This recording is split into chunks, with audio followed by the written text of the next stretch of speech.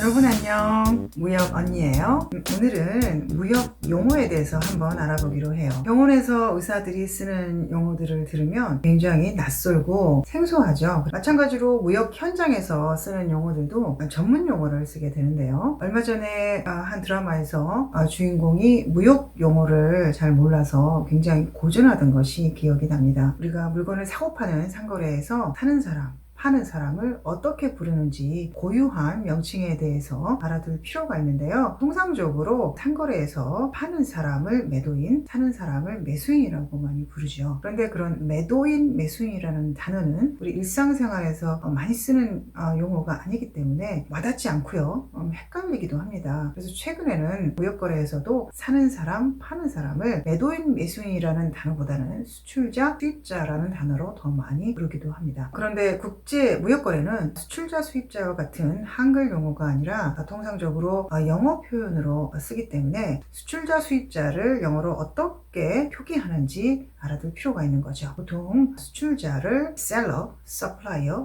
vendor 이렇게 부르고요. 그리고 수입자를 buyer, importer라고 부릅니다. 그런데 그러한 용어는 국가별로, 수입자별로 각각의 성향에 따라서 선호하는 용어들이 서로 다릅니다. 그렇기 때문에 수출자를 어떻게 부르는지, 수입자를 어떻게 부르는지 다양한 영어 표현을 알아둘 필요가 있는 거죠. seller, supplier, vendor는 모두 수출자를 지칭을 하는 거고요. 그리고 buyer와 importer 역시 수입자를 지칭하는 거라고 할 수 있습니다. 무역거래를 시작하게 될 때 수입자가 수출자에게 요청하는 서류가 있는데요. Supplier Information Sheet라는 그런 자료를 제출해달라고 요청하기도 합니다. 수출자의 기본 정보가 들어가는 건데요. 수출자의 이름, 주소, 연락처, 또 기업의 규모와 같은 그런 수출자의 기본 정보를 작성을 해서 제출해달라고 요청을 할 때, 그럴 때는 Supplier Information Sheet라는 용어를 쓰기도 하고요. 또 어떤 경우에는 vendor라는 용어를 많이 쓰기도 합니다. 어떤 기업이 고객사에 어떤 제품을 공급하기 위해서는 vendor 코드를 요구하는 경우가 있을 수 있어요. 국내 거래든 국제 거래든 마찬가지인데요. 어떤 기업이 고객사에 납품을 할 때 공급할 수 있는 자격,